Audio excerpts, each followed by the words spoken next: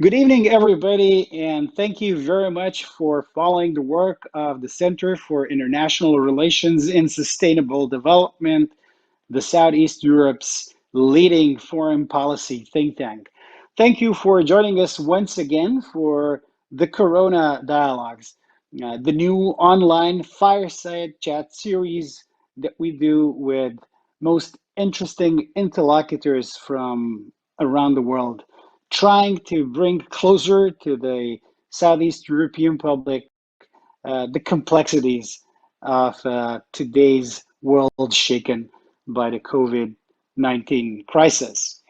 It gives me a particular pleasure to introduce to you our guest of this evening, a truly good friend of mine who happens to be one of the world's sharpest minds, and not only when it comes to foreign policy.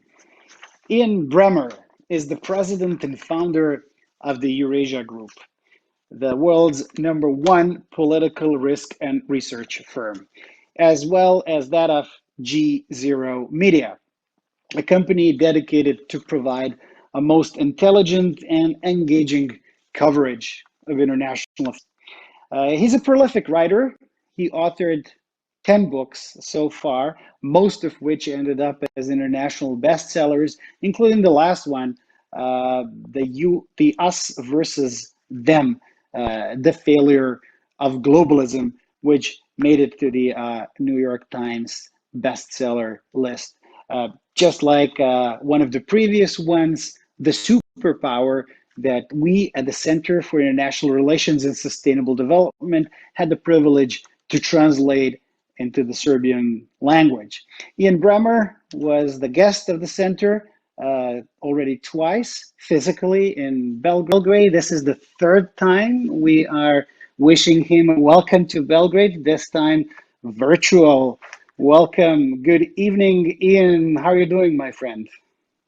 I'm fine, but it's not as much fun virtually, obviously. I mean, I've been here now, New York City, my home, for about 3 months now. And I can tell you honestly, Vuk, this is the longest I've been in a city since I was in college in the 80s. So it's strange. I don't know how we're supposed to keep up with everything around the world when we don't actually get to go there and kick the tires. But hopefully soon, and otherwise, I'm just fine.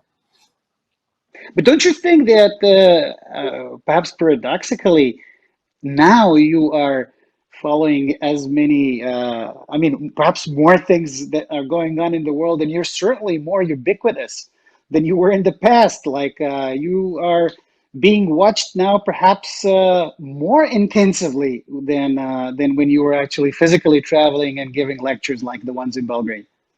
Well, sure, because these poor bastards are stuck in front of their screens all day. So, I mean, from that perspective, sure. And it is true that, usually I would see a lot of my friends, world leaders, when we get together at Davos or Munich or the UN, General Assembly.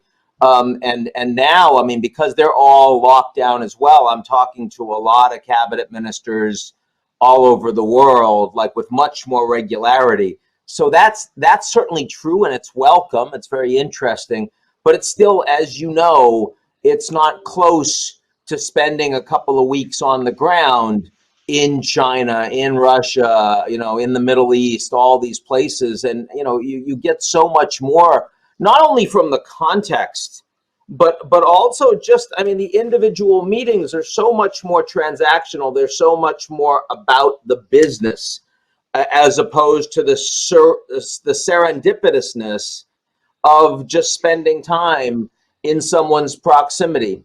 And so I do think, I mean, the same thing can be said of my firm. We've got a couple of hundred people. We've been very productive. The research quality has been very high. But, all of the interactions that are happening amongst my employees are all task driven. And there's a lot of humanity that you lose when everything happens through an algorithm, when everything happens on a screen. And I definitely am someone who believes that just because you can't measure something doesn't mean it's not important. And I worry that we're getting really good at things that you can measure and we're losing a lot of things that actually are kind of essential to the equation. And I think that there's a broader conversation to be had around that. I'm going to ask you questions about that, but like to start it off in a very direct, I'm not going to say transactional way, but in a very direct way that is typical of your um, uh, chats, the world in 60 seconds, the famous now world in 60 seconds. I'm going to ask you to give a difficult summary in 60 seconds, but what has on earth happened with the world since the beginning of 2020 in 60 seconds, Ian? We have moved away from a trajectory towards more globalization to one of less, more fragmentation. And the pandemic has exacerbated those trends dramatically. There are a lot of losers from globalization, but as a process, globalization has been the single biggest director of human progress of the last couple of generations. Almost all the good news out there of life expectancy and improved education and improved well-being and wealth around the world has come from globalization. That is now starting to unwind and fragment, and this pandemic is making it much worse. That's the single biggest thing that's happened since the beginning of 2020. So basically, if you say that certain things are not going to go back to normal, which you have whatever you called normal before this COVID. So tell me, give me an example of things that you don't expect will ever be the same. Well, I don't think that people are going to work in the same way. So I think so much more displacement of human capacity, of jobs, of labor, by automation, by deep learning into big data, blue collar and white collar. I think so much more move towards strategic sectors, not just technology, but also big pharma, the vaccine, medical supplies, agriculture, things that involve lots of people working. Those things are related. That's going to be much more localized, much more driven by states, by industrial policy. There are a lot more I could add to that. The point is not that the world is suddenly changing so much because of coronavirus, but rather that many of the trends that we saw over the last 10 years, including the GZERO trend, the trend towards an absence of global leadership, are speeding up dramatically. You know, as Lenin said, you sometimes have weeks where decades happen. Well, it's not quite that, but you're going to have a period of a year and a half, you know, the teeth of this global crisis, where a decade of progress will happen. And that's going to disrupt an enormous amount of things, not least of which the geopolitical order. Now, the global order coming into this crisis was GZERO. Coming out of this crisis will be GZERO. But a lot of people didn't realize it was GZERO before, because, you know, Could when you the could you global explain? Could economy, you explain? I know very well what a G0 means because you and I talked about it at length. But could you explain very briefly what do you mean by G0?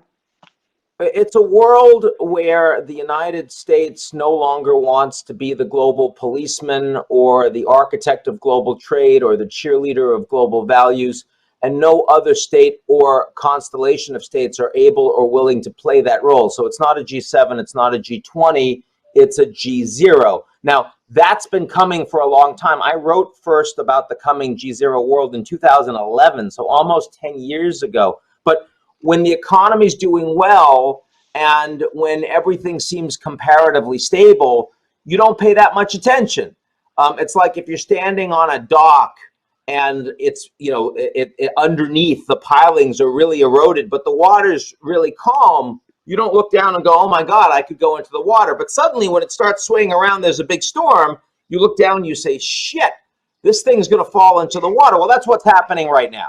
Is that everyone suddenly realizes, oh my God, we need a vaccine. There's no global leadership. Oh my God, we need the World Health Organization. The Americans have pulled out. What's going on? It's like, yeah, this has been happening for a long time.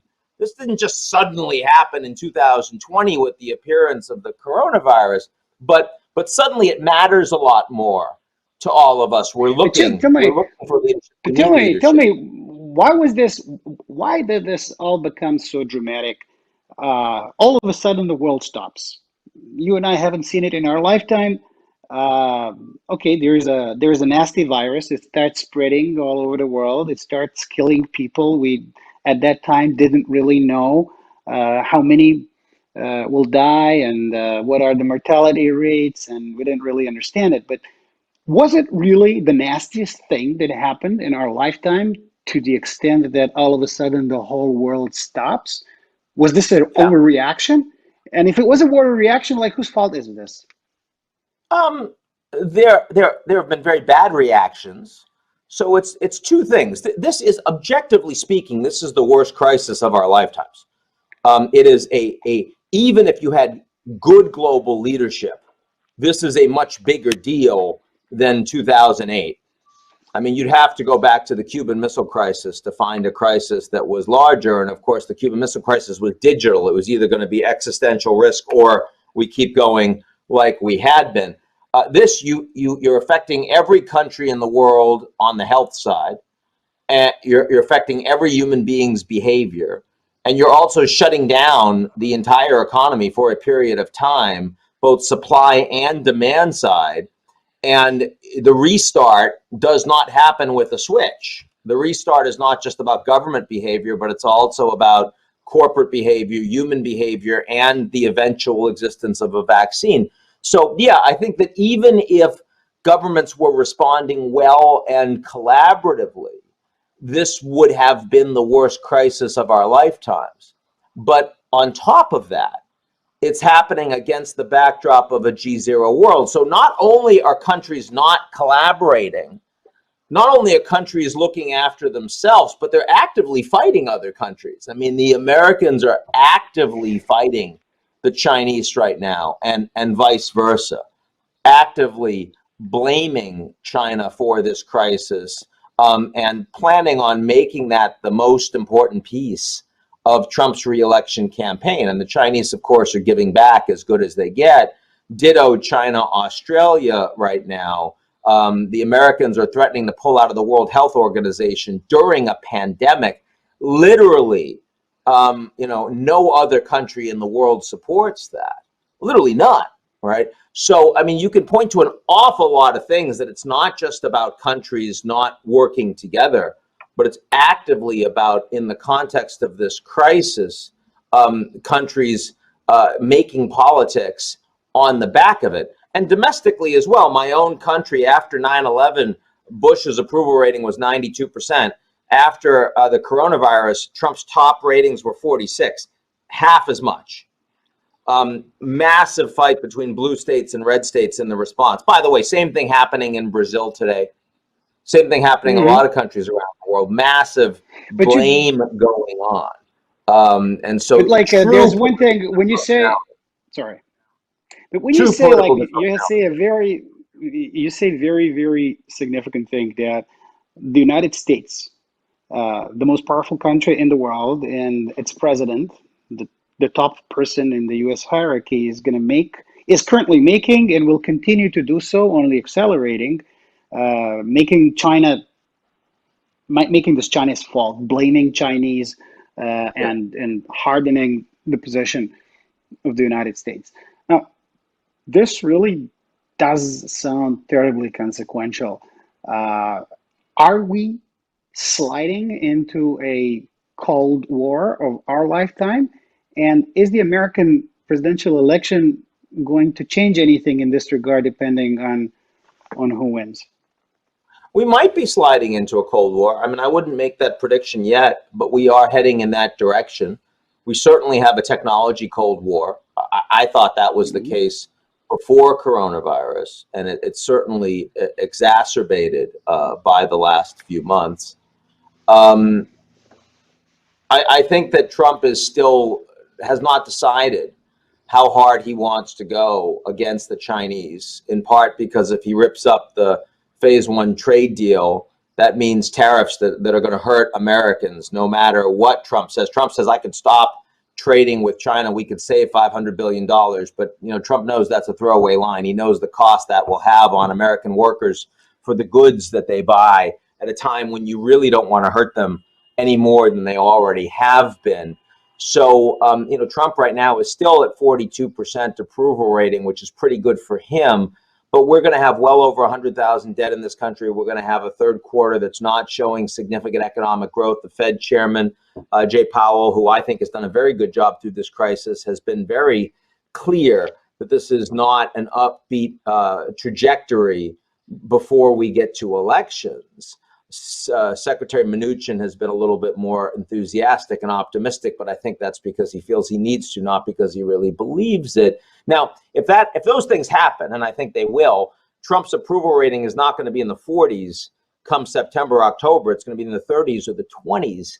And then the pressure on Trump, who wants to win the election more than anything else, nothing else matters close.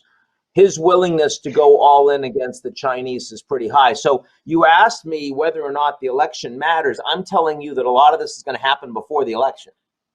I mean, if we're going to be in a Cold War with the Chinese, that could well take place before November. And again, I'm not 50%, but I'm close to 50%, and I'm trending towards 50%. Now, I will say that the antipathy towards China is one of the very few pieces of foreign policy in the U.S. that has broad bipartisan support for different reasons. If Biden became president, he'd focus more on human rights, focus on the Uyghurs, focus on Hong Kong. Trump focuses more on national security issues, on technology issues, South China Sea.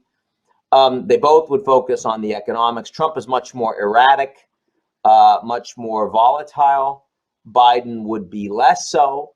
But the trajectory of the relationship is problematic in either case. And on top of that, let's be clear, I don't think it's smart to be moving towards Cold War with the Chinese, especially not during a pandemic.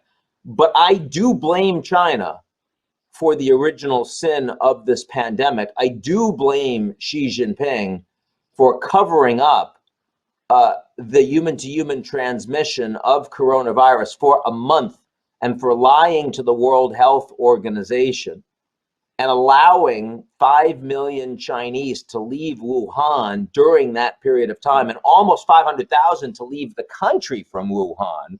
And that's how we got the spread that became this horrible pandemic. So, yeah, I mean, if you ask me who is more to blame, the Chinese or President Trump, for what's happening, for me, it's China.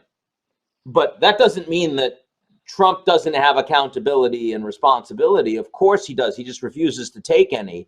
And because Trump is so unusual as a president in his exceptional narcissism and incompetence, and his unwillingness to try to take any authority or accountability. So many people were worried that Trump was going to be like Orban, that he was going to try to seize power, and that the United States would be a more authoritarian state. No, that's actually not true at all. Trump wants no accountability. He wants no authority over this. It's all the governors, it's all the mayors, it's all China, it's all Obama, it's the media, it's anyone but Trump. So you don't see effective governance from the federal level in the United States at all responding to this, but you do see a significant danger of the Americans and the Chinese getting into a real dust-up. And, unlike at the beginning of this year, you remember back in January where everyone was worried we were going to have World War III because the Americans assassinated Qasem Soleimani, the head of the Iranian military. And I, as you remember, I was not so glum. I mean, I was like, it's Iran. Like, what the hell are they going to do? We called their bluff, and so now they have to say, we're sorry. We're not going to do that anymore. China's not Iran. If the United States hits the Chinese economically, they're going to hit back. Now, this does not threaten World War III because the Chinese are not a real military power. They're not, they don't have a blue water navy. They don't have bases all over the world. They don't have much of a nuclear arsenal. They're really a regional military power. But economically and technologically, and their medical supply chain and their vaccine capabilities, here, they are a real competitor to the United States, and they do actually hit above their weight compared to other countries. So this is a real fight that Trump could have on his hands. So let me ask you then a question, like to totally flip this conversation. It's a hypothetical question, of course, but I'm going to ask you this nonetheless. Imagine tomorrow morning you wake up and there's someone from the Chinese mission to the United Nations asking to see you, to give you a personal Yeah, letter with an yeah, invitation to fly to Beijing to have a one-on-one dinner with Xi Jinping, yeah. because he wants to hear you and he wants to get advice from you, a bona fide advice as to what he should do under these circumstances that you just described. What would be the top three things that you would advise Xi Jinping today, given everything that you just described? Well, so the funny thing is, I thought the question you were going to ask me is, would I go? And the answer to that would be, it depends. I would probably call Jared and ask him and tell him what I just happened, and say I want to make sure that if I go to China You and come referred to back, Jared Kushner. yeah, Jared Kushner, what right? yeah, who I know pretty well and we talk all the time, and I'd want to make sure that I wasn't going to be stuck in some hotel quarantine or government quarantine for 2 weeks on the way back. I'd want to feel, fairly assured that if I did it, I could go back to my life, right? So just to be clear, not clear to me that I would immediately say yes to that invitation, and I'd want my government to support me doing it, frankly. But let's assume that the answer to that was yes, and I suspect it would be. Um, I would say that number one, the Chinese are much better served by not overreacting to measures taken by the Americans unless they're truly strategically important to China. So send messages, show that you're serious, but ignore the tweets, ignore the headlines, ignore the election. Because the reality is Trump doesn't actually want a strategic economic fight. What he wants is simply to show that he's the man. And frankly, the Chinese don't care as much about that. You usually say the Chinese care so much about face, you've got to show them face. This is actually one where the Chinese care an awful lot about how their economy is doing, about consolidation of political power. And the Americans are in a position where if we get into a fight, we're going to hurt China really badly. And we're going to hurt China a lot worse than China will hurt the United States. So they need to understand that they have a lot to lose by taking a tit for tat reaction that gives Trump, because Trump is so non-strategic, he's so tactical, while the Chinese are much more strategic and long-term. Trump's ability to do things that would be really bad for China long-term, if the Chinese play into that hand, is real. So I think that's the single thing I would spend the most time on. Second would be, I would remind the Chinese that if the Americans do pull out of the trade deal, the Chinese would be very well served to stay with the everything they've agreed to, like the Iranians did when the Americans pulled out of the Iranian nuclear deal and everyone else supported Iran. Now, it turned out that no one cares much about Iran because trade with Iran doesn't matter that much, so the Iranians got screwed. But for the first 6-12 months, the Iranians continued to allow the inspectors in. They didn't expand their enriched uranium, all of this stuff. I would tell the Chinese, because they're in a stronger position with other countries around the world, don't give Trump an excuse. If he pulls out of the deal and he expands tariffs, if I were the Chinese, all you have to do is play until November. You've got a 50-50 shot Biden comes in. Stick with the deal.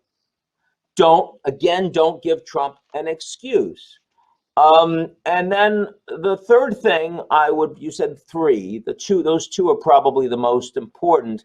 The third would be something I think they're already doing, which is I would plan very heavily for for making sure that they're not stuck with a portfolio that only includes the poorest countries in the world. I mean, the problem with Belt and Road is that it's mostly about firming up Chinese infrastructure and data leverage with the world's most unstable countries, most of whom are going to have a hard time paying China back.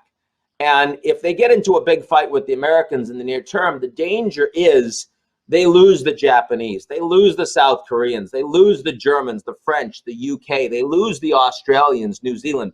They end up with sub-Saharan Africa, East and Southern Europe. You get Serbia, big whoop. Is that what you want in Europe, or do you want countries that matter, right? I mean, if you're China, if you put it in that perspective, I think it's very important the Chinese understand that you don't want to be China in 10 years' time with a domestic credit bubble, with people that are trying to pull their cash out, and with a massive long-term portfolio with a bunch of people that can't pay you back. Like, that just doesn't seem like something you want to bet on. And that's where they're presently directing. And Trump is helping that happen. Yeah, but like if we continue this in this path, and you're like close to 50% chance projection materializes, and there is a Cold War, and the equation is set so that you're either with us or you're against us kind of situation, which might happen. Right. What is the message that currently the United States is sending to the world? Because you have in America, you have the America First, and then China, you have the Belt and Road. And the Belt and Road might not be terribly strategic, as you say, and this money that Chinese is offering may come with strings and bring you into a debt trap and all that.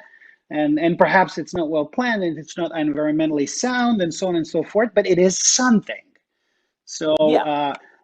trillions of dollars were passed, I think, yesterday in the House. Like a new package was passed, like a $3 trillion package passed by the House. And not a single dollar is annotated for international assistance and development. Right. And whereas on the other Yeah. side, you have China that comes across as, willing to extend their hand of friendship and so on and so forth. Like, do you think this is a smart thing on behalf of America? Well, of course, it's not a smart thing, but I also think it's a marginal thing. I think it's largely a propaganda thing. And it's sad that the Americans are giving up on something that's relatively inexpensive and actually does help at the margins. So, I mean, one advantage to Biden is that he won't unnecessarily offend people. He won't shoot himself in the foot. He'll certainly focus more on international aid, and he'll say nice things. And his people will say nice things diplomatically to different countries around the world. So more Obama-like in that regard. We know what that's like. But let's be clear. The bulk of the American strategy goes something like this. We are the most powerful country in the world. Our tech firms are dominant.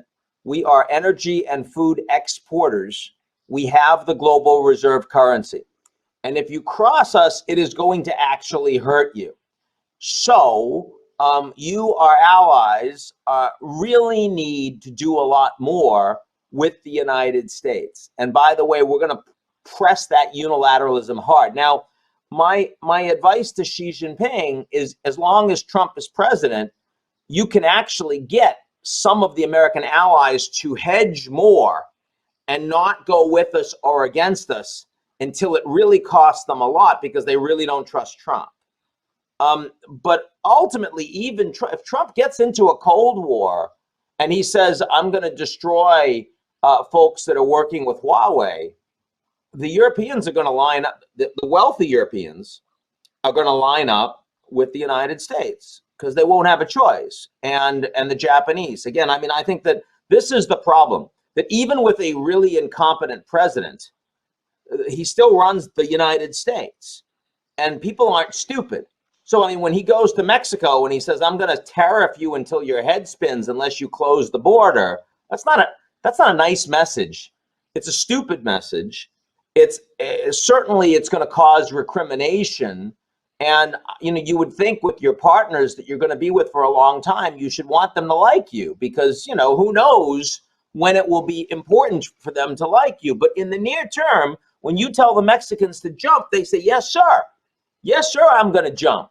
And, you know, I mean, Mexico's an easy example because the asymmetry is so great, and they desperately rely on the Americans for remittances and trade and tourism and everything else.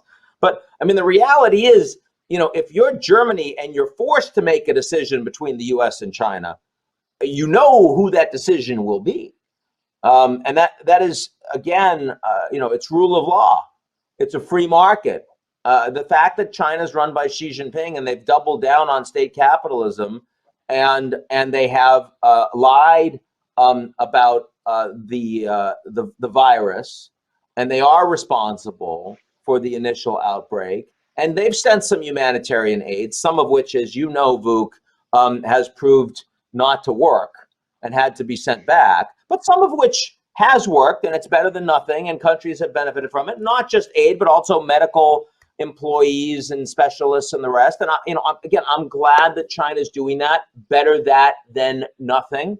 I'm glad that the Chinese have gotten their supply chain back up and running, because the alternative would be bad for everyone. I don't want China to fail. Let's So be very clear so about tell this. me, tell But me, you understand the you difference. said that the wealthy countries of Europe, that you have no doubt that if they are brought into the situation where they have to choose between the United States and China, that they would go for the United States. But Serbia is not a terribly wealthy country and has Right. a very, very close relationship to China that has, as a Yeah. matter of fact, deepened immensely over the past uh, few months, including when it comes to Huawei, which has a strategic partnership agreement with the Serbian government.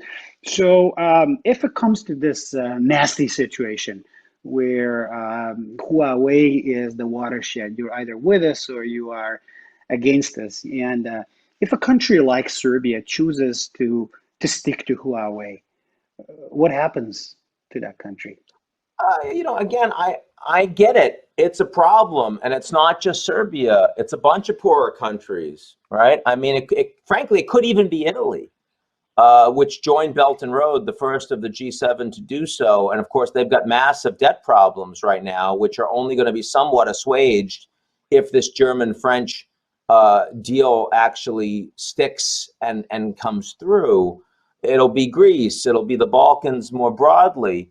I mean, it's a tough decision. I mean, on the one hand, you see Vucic, you know, sort of with his camaraderie and friendship and brothership with the Chinese in ways that were not exactly what you'd want to see as an American or as a European.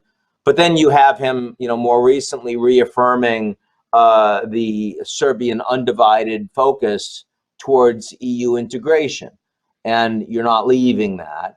Look, I think the problem is not Serbia. The problem is a whole bunch of poorer countries that see Huawei as a cheap alternative and are moving towards it. Now, the Americans have just put new regulations on Huawei, which, if they're implemented, are going to make it almost impossible for Huawei to get semiconductors from outside their country, and are going to make it much harder for them to roll out 5G. The problem is that right now there isn't an American alternative. So the Americans are going to make Huawei less attractive for a bunch of countries. And if you're Serbia, you have to also understand that if you move towards the Chinese system, that also means they're going to get your data, and you're going to be aligned with their filters and their product set and their preferences. But for a lot of countries in the world, that doesn't really matter, because it is a way to it's cheaper. It's more functional. And by the way, there are farmers in rural America that use Huawei because the American system is too expensive for 4G for them to have the kind of access that I have here in New York City. So this isn't just a question for Serbia; it's more strategic for Serbia, but it's the same kind of question. A lot of poor countries have to make more difficult choices. You know, it's very easy for me to sit here in New York, socially distant, member of the knowledge economy, and say we should keep quarantine. It's very hard for someone that lives in Bronx or Queens with a job that is, may not be around in 6 or 12 months, who isn't a part of the knowledge economy, to say the same thing. And it's very hard for the Brazilian government or the South African government, or God forbid, the Nigerian government, to say, yeah, let's shut down our economy for 3 months, 6 months, because we can't have more people die from this virus, when they don't have the healthcare system we do. They don't have the vaccines, the testing, the testing that we do, or the treatment that we do. So when you talk about the Serbian choice, I think it's important not just to look about whether or not you like the government that's in charge, but also the structural challenges of the inequality inside countries and across the world within nations that's actually getting greater. And it's getting greater because globalization is also unwinding. So these choices are going to be much more tragic going forward. They're going to cost a lot more. So imagine if like a Serbian government invited you. I'm talking not necessarily about Vučić. I'm talking about a Serbian government that would be willing to listen to your strategic advice. And if you were to compose a short strategic memo to the Serbian government, how to make the best out of this tragic situation that is the global COVID crisis, what would be the main content? What would be the main recommendations from you to Serbia? Well, because I don't think that China is a very good bet long term. I worry about the unsustainability of their debt domestically and internationally. And I worry about the likelihood of greater confrontation with the wealthy countries in the world. I'm not advising Serbia is not like advising Ethiopia, where you go and if the only cranes in the country are Chinese cranes. There are no others. There are no other options. I mean, 80% of sub-Saharan debt externally is held by China. So it's really hard to tell them you should hold out for the United States. But if you're Serbia, where there is actually a pathway to get into Europe, and your per capita income is not great, but it's not sub-Saharan Africa, it's not India. I mean, I would say leverage as much as possible the opportunity to say, we want to work more with you guys, but we need the ability to get our people more developed. And so how can you help? And it's going to be at the margins. This is not for you. You really don't want a Cold War. A country like Serbia really wants to be able to, hedge more for a longer period of time, so you don't have to shut off Chinese aid and support. So you don't have to make the kind of decisions that will be difficult for you to unwind. And that's not only true for the Chinese decision, but it's also true for the Russian decision, which again, you have geopolitical and cultural and linguistic and religious, plenty of reasons why the Serbs have that affinity right now. I get it, but the Russians are a country in decline. And so, I mean, generally, if you think long term, you want to be in a position where you can be with the cool kids. You want to be in a position where you can hook your star to the countries that are most likely to be successful long term. And when you look around the world, honestly speaking, Russia and China do not appear to be the bets you would want to make in that regard. And how about Europe? Because the last 10 years weren't the easiest 10 years for Europe, starting with the Greek crisis and then on to the migrants and Brexit and now the COVID. Things seem to be very shaky in Europe these days with the growing north-south divide and also east-west divide. So what are your long-term views? What are your bets when it comes to Europe? Where is Europe heading?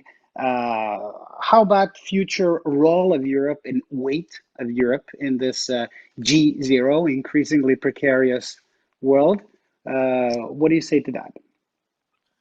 Well, I mean, the last few months have not been so bad in the sense that 6 months ago, you would have looked at Merkel and said she failed in getting AKK as her successor. They're just counting the days before she's out. You know, the thing you remember her for was letting 1 million Syrian refugees in, and how unpopular she became on the back of that. Not anymore. I mean, now Merkel is going to be remembered for leading the most effective response in the West against coronavirus, and actually leading a response not just in Germany, but increasingly internationally on the economic side. Her approval ratings are 80% in Germany. People want her to run again. I don't think she will, but she'll be able to figure out who her successor is going to be.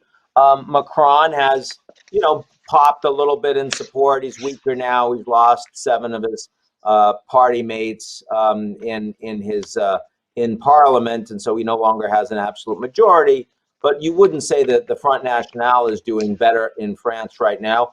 In Italy, certainly Salvini is waiting in the wings, but the popularity that he has, given his power base in the north, and that's where coronavirus was most mishandled, he's also lost a lot of support too. So in the near term, you look at the main economies in Europe, and you know, you say, okay, Spain definitely much worse shape politically, but the other main economies politically don't seem to be as divided now as they were 6 months ago. You can't say that about the United States, for example. Longer term, you're going to see, of course, the economic hit is massive, the inequality is grave, and the dysfunctionality of the broader geopolitical order is going to lead to more divisions inside Europe. So certainly your worries about the existential crisis around Europe is real. You know, can you mutualize debt in a long-standing way? Can you create the conditions by which the poorer Europeans have a sustainable way to grow for 5, for 10, for 20 years? Right now, that looks unlikely. And so it's more likely that you would say Europe will become less relevant, not more relevant in the coming years. And we already see that with Brexit, and we might well see that with the UK leaving without a deal at the end of this year. I think that's looking more likely from Boris Johnson right now. But still, I mean, none of that changes my recommendations for Serbia, which is that your immediate neighborhood is Europe. The most important countries that are close to you are still the Germans and the French and the UK and the Italians, and the Chinese are not. And long term, they are a middle income authoritarian state capitalist country that's going to be at more of a fight with the West. So, I mean, if you're Serbia, that is a reality that does speak to your long-term position. Well, thank you very much for this. Now we're moving to the next section, which is a traditional section of the Corona Dialogues, in which we ask our guests to basically make a bet, to give a binary answer, without going for a third option, without skipping, without explaining in depth why he or she is picking that option. So I'm going to give you today the option to either buy or to sell. In other words, go either long or short Yeah. on a following list. So I'm going to read the list to you one by one, and you're going to tell me, Ian, if you are going to buy or if you are going to sell on a 3 to 5 year horizon the following things. Number one, Bitcoin. Sell. Sovereigns are becoming more important. Dollar's not going anywhere. Number two, Bashar al-Assad. Who would possibly want to be Bashar al-Assad? I mean, no, you got to sell Bashar al-Assad. Horrible person to be.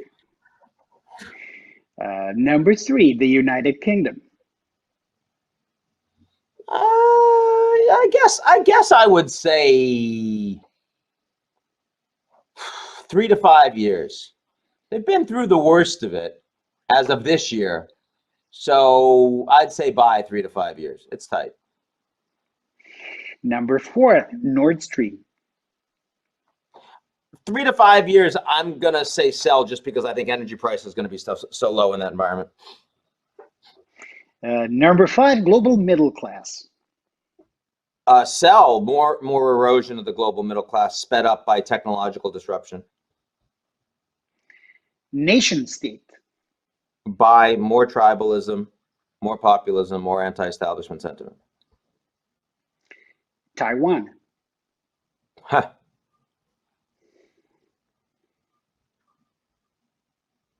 Sell, going to be harder for them in a more confrontational U.S.-China environment. Kosovo. Yeah, buy. They eventually become more normalized. Real estate. Buy personal real estate, sell commercial real estate. The Belt and Road Summit in Beijing of 2020. Oh, well, that's not 3 to 5 years. Summit, and yeah, sure. Buy the summit in 2020. 3 to 5 years out, sell. Going to be harder on the debt side. The Treaty of Schengen. I mean, I guess you'd say buy because it can't get worse. There's nowhere to go but up. But it's not going to be very effective. Space exploration. Buy. Yeah. We're mining rocks, going to Mars, India, going to, yeah, absolutely. Let's all go to space. Commercial going to space too. I hear coronavirus can't live in a vacuum, right? There you go. IMF. Sell. Too many limitations on the money they have for the nature of the crisis. Serbia. Again, really challenging, but I would say, no, I gotta say sell. It's gonna be, this is a tough environment for middle income countries. And last, Joe Biden. I'm gonna sell Joe Biden because even if he becomes president, it's hard to see him being there in 3 to 5 years, given his mental trajectory right now. So, very diplomatic answer. his vice president could be a buy, though. His vice president's probably a buy, so I'd definitely go that direction. Would we buy? Oh, good point. Now we're going to go to the questions from our members and followers. Most of them are young people. They're students from the entire region. They sent dozens of questions, but I picked some most interesting ones. I think you're going to enjoy answering them, and I'm going to start with the first question. It's Alexander from Novi Sad, and he's asking, if you were to select a negotiator to go to Beijing on behalf of the European Union, would you select Angela Merkel or Emmanuel Macron? Oh, Merkel.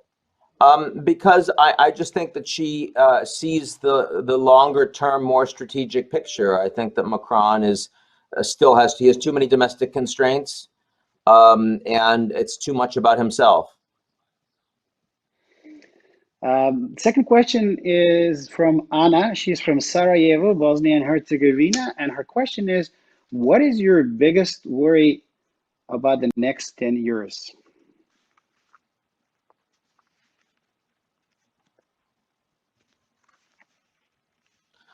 Probably that our existing institutions, representative democracy and regulated free market capitalism, are inadequate for how much society has changed and don't get reformed enough to make them sustainable. That's probably my most significant concern.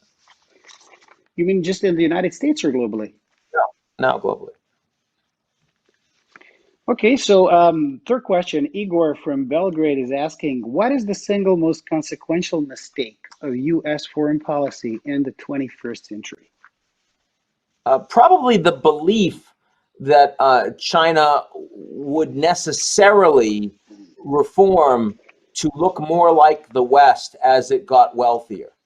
And that is very clearly not true. And I think that was a very big mistake. The second biggest mistake was not, I mean, I would say the biggest mistake with consequences for the 21st century was made in the 20th century, and that was not providing a Marshall Plan for the Russians once the Soviet Union collapsed in 1991. I think that's the most consequential, but the questioner asked about the 21st century, so I can't quite include that. Number four, Luca from Podgorica. If there is a new Cold War, between US and China. How long is it going to last, and how does it end? I don't know. I don't know. I mean, it's not. I don't.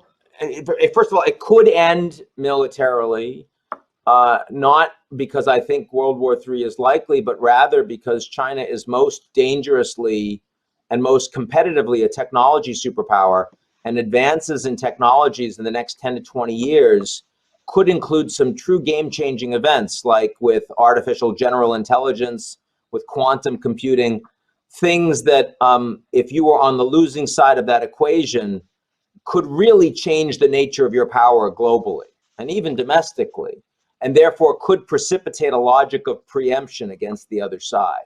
So a Cold War between the US and China, because they're both technology superpowers, in my view, is in many ways more dangerous than a Cold War between the United States and the Soviets, where a logic of mutually assured destruction was easier to put into place.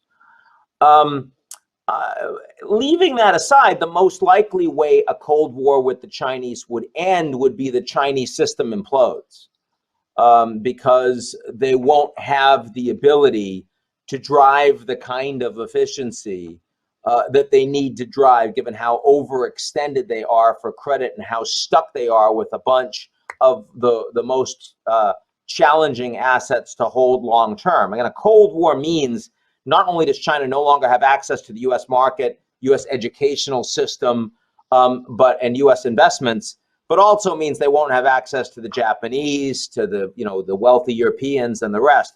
That makes it a lot harder. I mean, China is going to have a hard time being competitive just on the basis of their own consumption class inside China, plus a whole bunch of infrastructure on the back of inefficient state-owned enterprises, picking up commodities in other parts of the world. Now China is going to develop a digital currency very quickly. It'll be robust. Alibaba, Tencent, and they will have dominant control of 1 billion Africans' data. And that matters. And they might lose India, but they might gain India. India would be, if I were advising Xi Jinping, I would tell him to spend a lot more time trying to work India and getting the hell out of Pakistan, because that's one that it hangs in the balance that the Americans don't pay as much attention to. And Modi is kind of interested in the state capitalist model, but really doesn't trust the Chinese. So that's if I were really gonna help the Chinese, and I'm not sure I want to really help the Chinese, but if I were giving them honest advice, I think that's where we'd go. But So I'm going to ask you the next question actually fits in very nicely to what you just said about the digital currency in China. But before I go there, how does the Cold War end? Does it necessarily end with a conflict? And is there going to be a winner and a loser? Yeah, as I said, I mean, it could lead to war, and I said how on the technology side. And if that's the case, I don't know who wins. That depends on, I mean, the Chinese have more data and more people to throw at it. The Americans have more entrepreneurs, and they also more effective entrepreneurs, and they also are more innovative. So it's not clear which way AI is going in the next 10 to 20 years. I'm not sure who wins a technology Cold War. But if that doesn't happen, if we can avoid that, then clearly on the basis of the comparative trajectory of economies, the United States would win that war. And again, the Chinese have a lot more to lose in a Cold War than the Americans do. That's pretty clear. Bonnie from Vienna, what do you think about the U.S. financial sanctions that are currently used against several countries? And is there a danger that a group of countries, perhaps led by China, perhaps in a digital way, develop a system that bypasses America's current firm grip on international financial system? Yeah, there is a danger, but I don't think there's a danger that includes the rich countries, because the American tech firms are so dominant and the American financial institutions are so much stronger than the Europeans or the other allies. So when you look at the advanced industrial economies around the world, their willingness to participate in a system like that, I mean, Japan obviously wouldn't because of the US military umbrella, South Korea too, Australia too.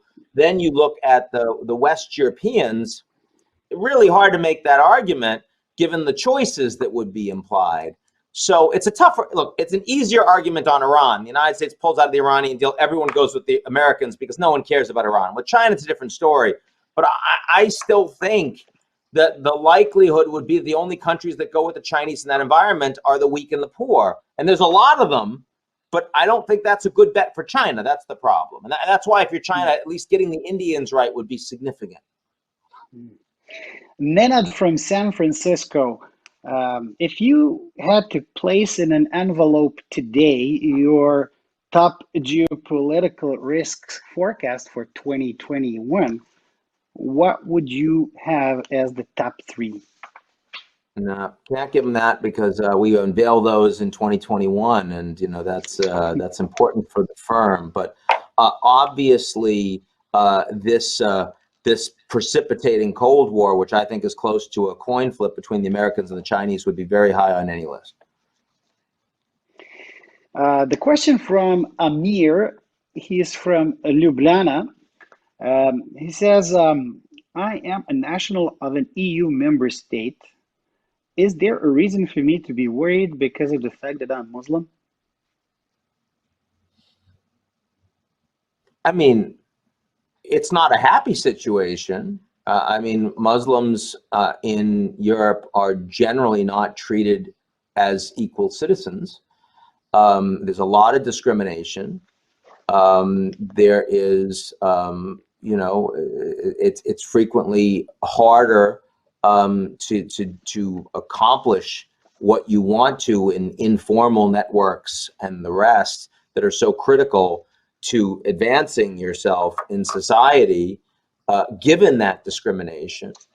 But I also think that you're a lot better off than if you were, say, gay in Iran or the Gulf. So, I mean, I want to be clear. I worry about racism in the United States. I worry about anti-Muslim sentiment in Europe. I think these things are real and they need to be stamped out, and they're getting more dangerous. Anti-Semitism too, though not with the same economic implications.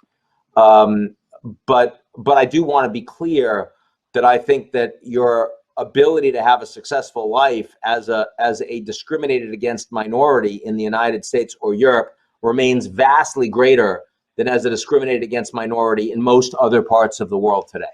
And that's certainly one reason why I continue to be a big advocate of these countries, despite the fact that there's been some backsliding of late.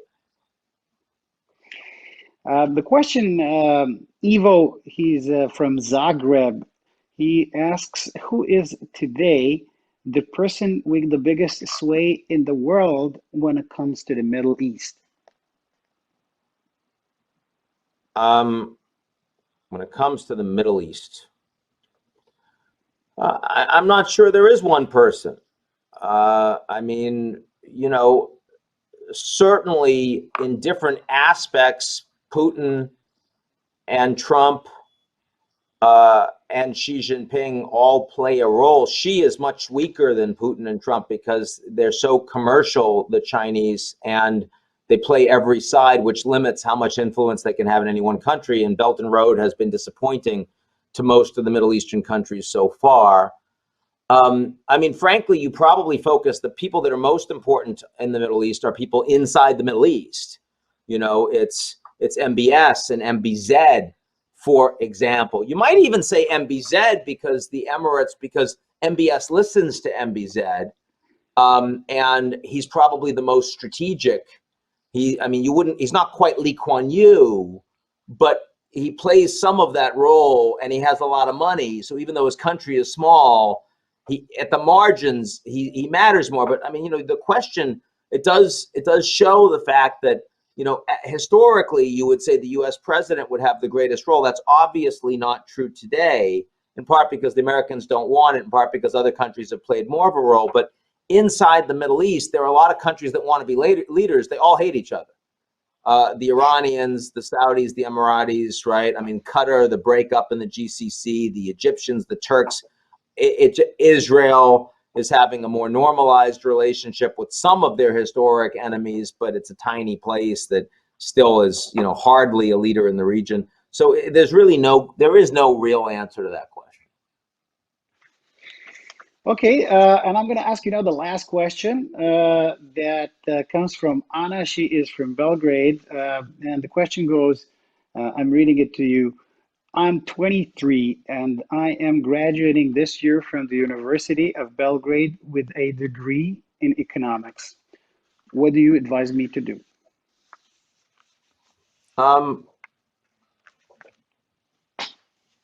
Be curious.